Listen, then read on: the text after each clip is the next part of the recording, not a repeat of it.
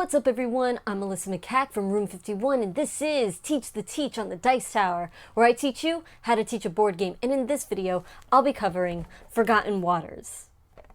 Now this is a how to teach video, meaning I am assuming you already know how to play this game and now you're looking to teach it to other players. There are plenty of ways to teach games. This is just a way that has worked for me and could possibly help you out if you have any sort of difficulties teaching games or Forgotten Waters in particular.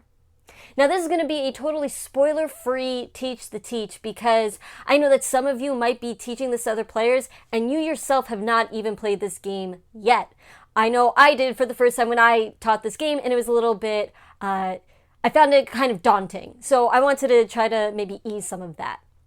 Now there are three main things that I always start off with. The story behind the game, and for this one you're a pirate and you're going along an adventure under the thumb of some sort of crazy kind of captain, really, and you're just going through stories and everything.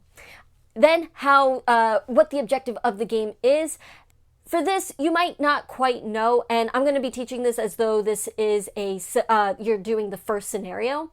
But you'll start off at least with this objective, the decipher the map objective.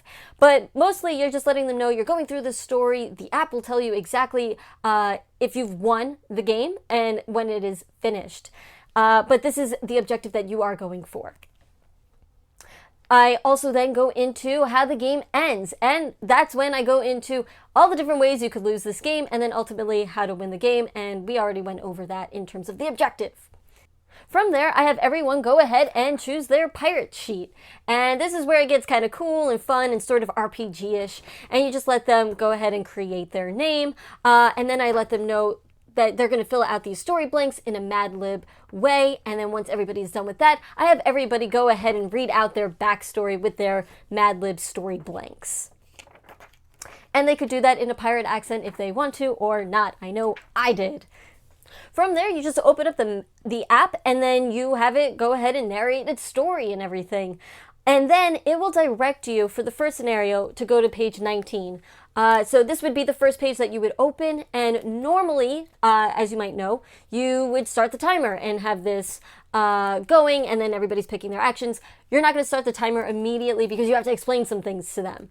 And that's when you explain so how they're not going to read this section, and if you're playing it with the remote app, it makes it even easier because they can't even see this portion. They'll only see this part of the storybook. But either way, usually I would go into the player limit. So just one player could go to these blue places. As many players as you want could go to these green spaces. Later on, you're going to come across the red spaces where somebody has to go to them. And then you could explain that when that actually pops up in the storybook. But from there, you just go ahead and explain the differences between the white characters and the black characters on these actions here, and just what that means in terms of the skill sets and everything. And that's when you also direct their attention back to their player sheets with their skills, letting them know how everybody is sort of limited as to how far of a level they could go in each skill, depending on which sheet you picked. And then this is also when you talk about constellations, and how they can ultimately, if they fill out the stars, they could, fill in things on their constellation map, and you want to explain how that works, and how they ultimately gain these tokens. And now, I don't play it strictly by the rule book, where it says you lose if you've not met at least 4 of these constellation stories. I usually just say, we'll all win together, but this will depend if you get a good story or a bad story at the end of the scenario. Either way is fine. You can play whichever way you like, but that's pretty much how I explain it and why you would be trying to get those constellation tokens. From there, I just let them know that you don't quite know exactly what it's going to do by picking some of these actions, but this will tell you exactly what happens, which is very awesome because you don't have to explain all that much to start with, and you yourself are probably learning as you're going along, and that's totally fine.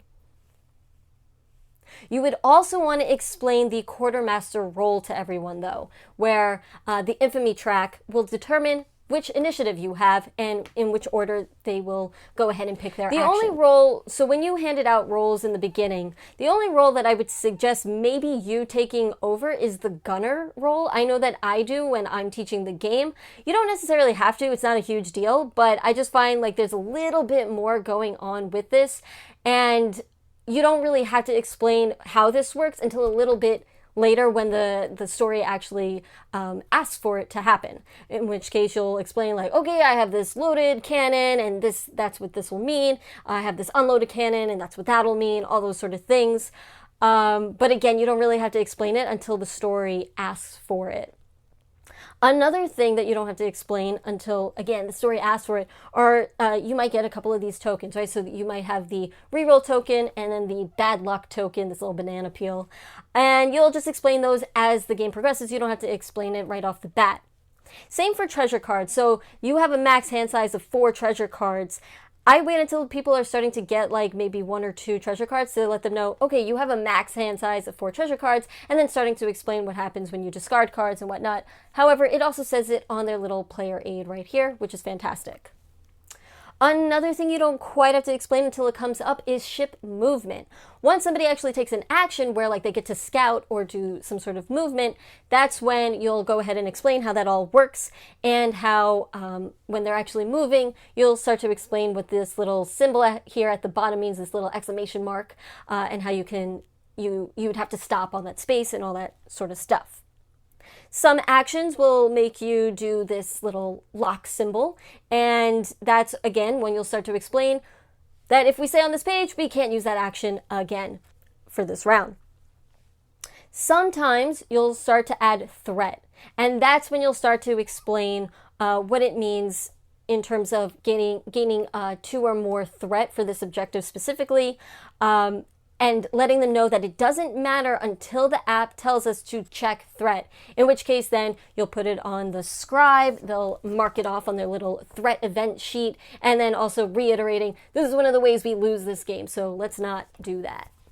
Once everybody's taken their actions and everything and you're starting to do the skill checks, that's when you want to go really into detail on how a skill check might work, because maybe some people don't quite know what a skill check is or how that works from other games.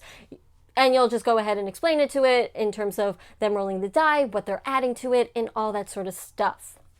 But other than that, that's pretty much it and everything they need to know in order to play Forgotten Waters. The app takes care of a lot of sort of things. So does this storybook, and you'll kind of just learn as you go along. Everybody will learn together. It'll be fine, especially if it is your first time playing. I don't want you to like freak out on, I don't quite know how to teach this game because I don't quite know what to expect. It's totally okay. A lot of things are handled in the game itself. Anyway, that's it for this episode. If you have any sort of questions, please leave them down below in the comments. If you let me know how you teach this game, I would love to know. Anyway, I will catch you next time.